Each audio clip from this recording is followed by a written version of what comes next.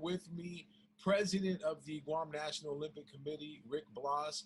Now, the IOC sent out a press release ensuring the world that they're doing everything they can to make sure the 2021 Olympic Games goes down, having conversations with the International Olympic Committee.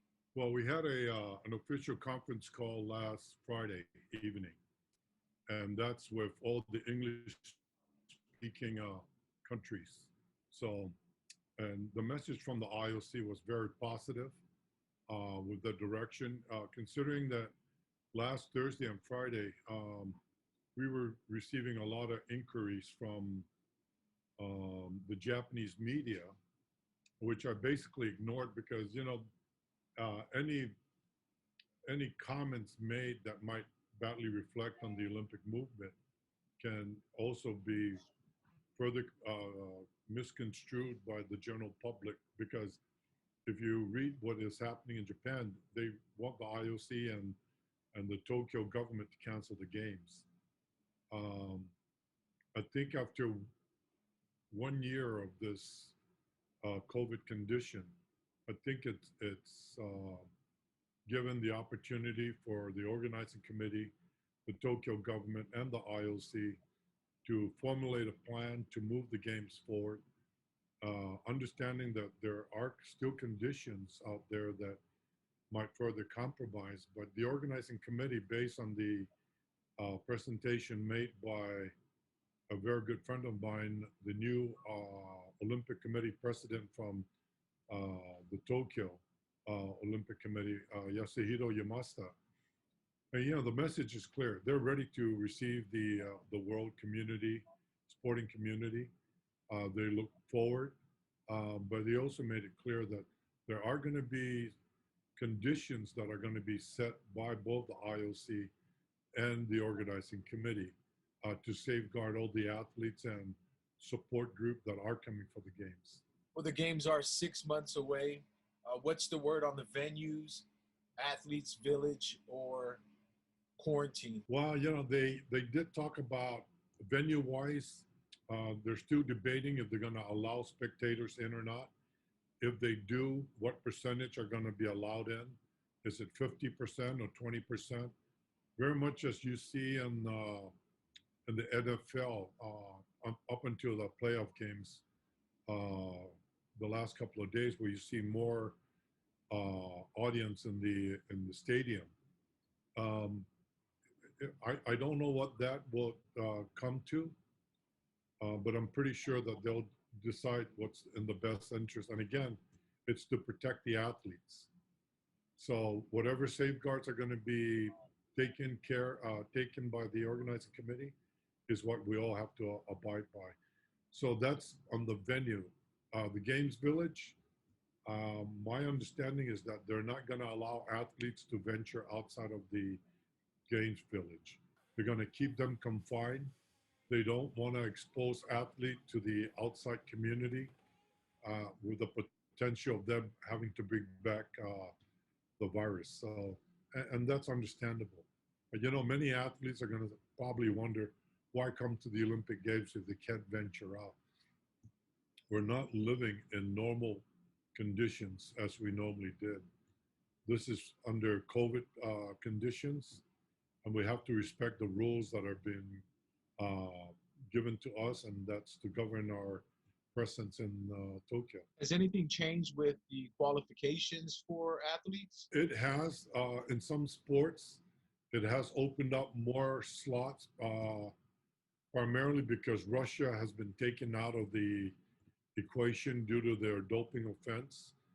However, those athletes can still qualify, but they will most likely compete under the Olympic flag. What are the federations here on island saying about their readiness for the Olympic Games when it comes to their athletes? Well, they're doing their best. I've primarily been in contact with the federation leadership.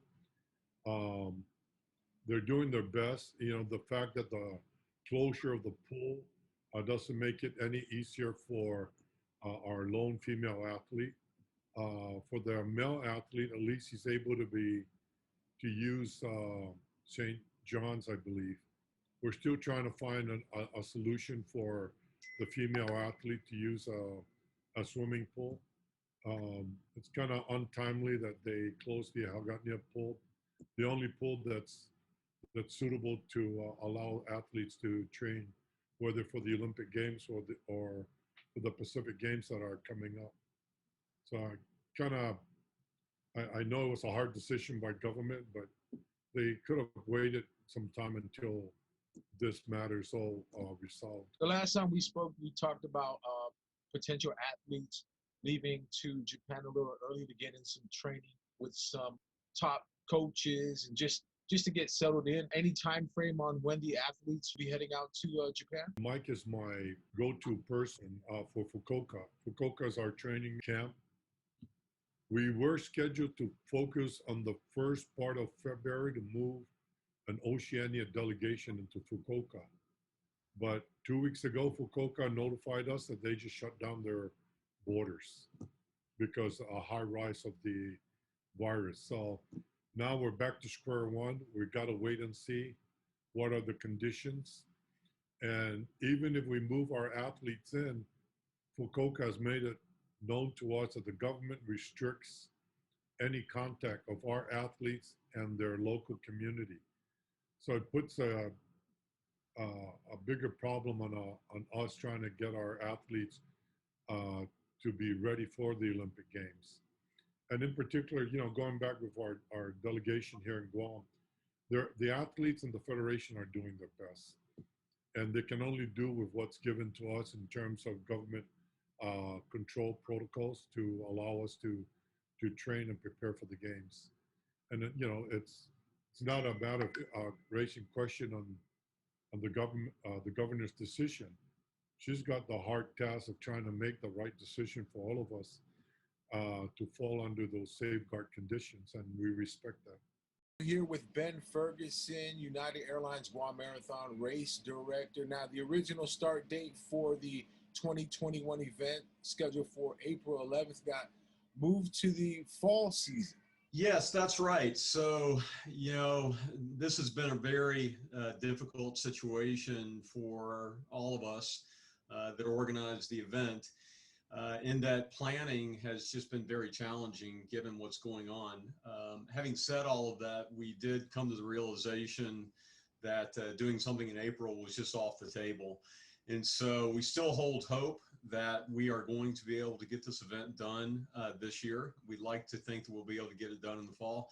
But again, even that has some degree of contingencies to it. So yeah, we made the announcement that we would be pushing back to the fall of 2021 for our UGM. An event like this, of its magnitude, the runners and participants get an ample time for training, especially for those that want to race competitively. Yeah, that's right. And so, I think one of the challenges we have is that we do know that we've got quite a few runners that have been out there training in anticipation of doing something in April.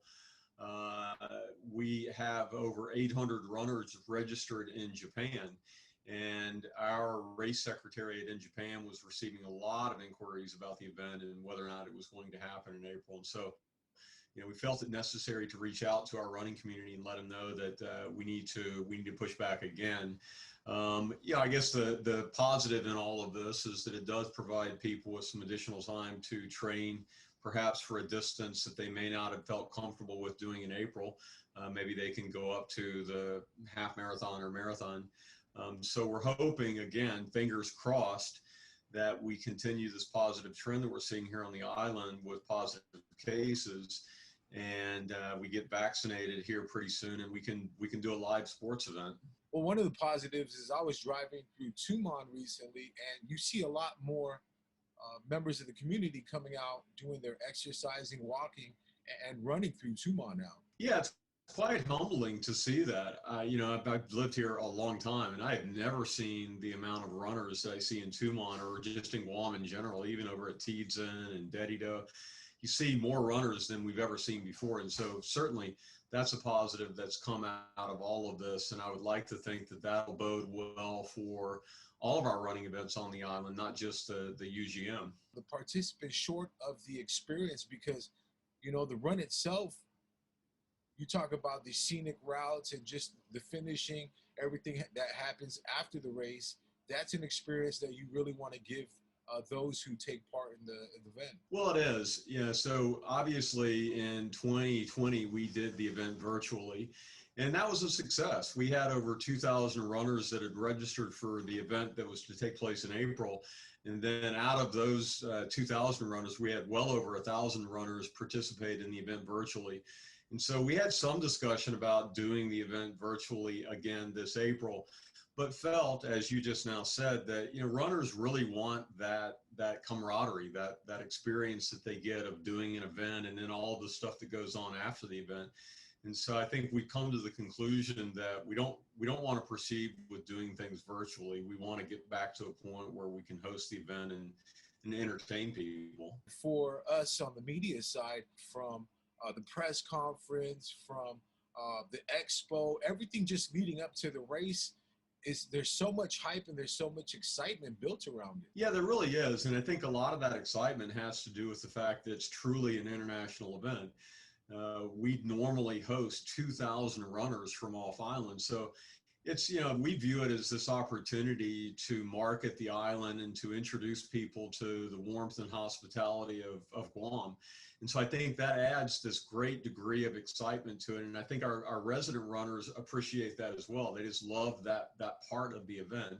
And so the expo that leads up to the event, the press conferences, and then all of the entertainment that happens after the event really makes the event our signature sports event.